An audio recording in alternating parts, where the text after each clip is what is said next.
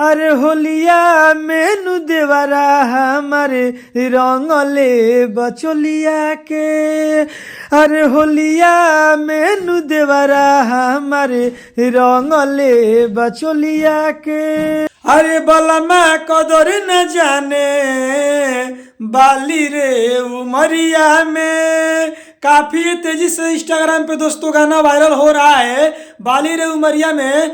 धनंजय धड़कन का ये ट्रैक है। तो इसी ट्रैक पे हम होली गाना लिखे हैं 2025 के। तो आप नए सिंगर हैं तो आप इस गाने को दोस्तों जरूर गाइए, रिकॉर्डिंग करवाइए। बिल्कुल हम ये गाना फ्री में लिखे हैं। तो चलिए देर किस बात की, हम पहले गाना को स्टार्ट करके सुनाते हैं, उसके बाद में आपको समझाएंगे। दोस्तों चैनल पर नए हैं तो सब्सक्राइब कर दीजिए, लाइक कर दीजिए। मेरा नाम जान लीजिए, मेरा नाम है राइटर राजा सिंघानिया। तो चलिए विशेष कुछ बोलेंगे नहीं, पहले गाना को स्टार्ट करके सुनाते हैं, उसके बाद में समझाएंगे। स्क्रीन पर देखिए, लेट्स गो। चलिए दोस्तों ये मुखड़ा है, हम मुखड़ा को गा रहे हैं। अरे होलिया मेनू देवरा हमारे रंगले बचोलिया के।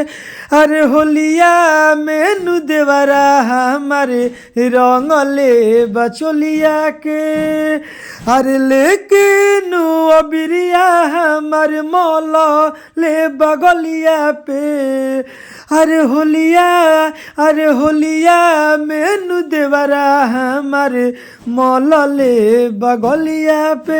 अरे होलिया मेनू देवरा रंगवा डोलले बचोलिया में। चलिए दोस्तों ये पहली का अंतरा है, हम पहली का अंतरा को गा रहे हैं। होली के फायदा देवरा कही दसे उठलस पियावा से पहले देवरे रंगवा लगलस। हाँ होली के फायदा देवरा कही दसे उठलस पियावा से पहले देवरे रंगवा लगलस। नहीं हमसे डरेला बरियारी उ करेला। अरे रंग से भिंजल बाई आवाज बा नहीं बोलिया में। अरे होलिया मेनू देवरा हमारे रंगले बचोलिया के। अरे होलिया मेनू देवरा रंगवा डोलले बचोलिया में।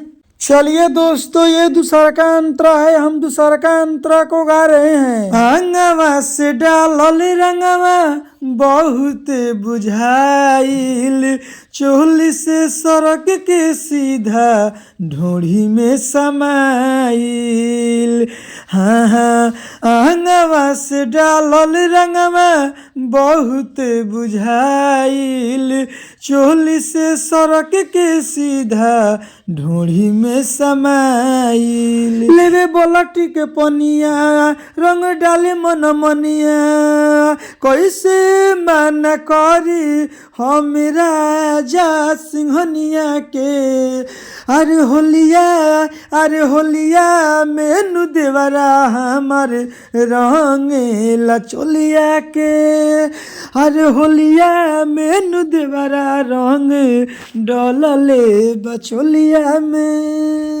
चलिए दोस्तों गाना समाप्त तो हो गया है। और मेरा बतिया को ध्यान से सुन लीजिए। आप नए सिंगर हैं, इस गाने को गाना चाहते हैं तो जाइए गाइए, रिकॉर्डिंग करवाइए।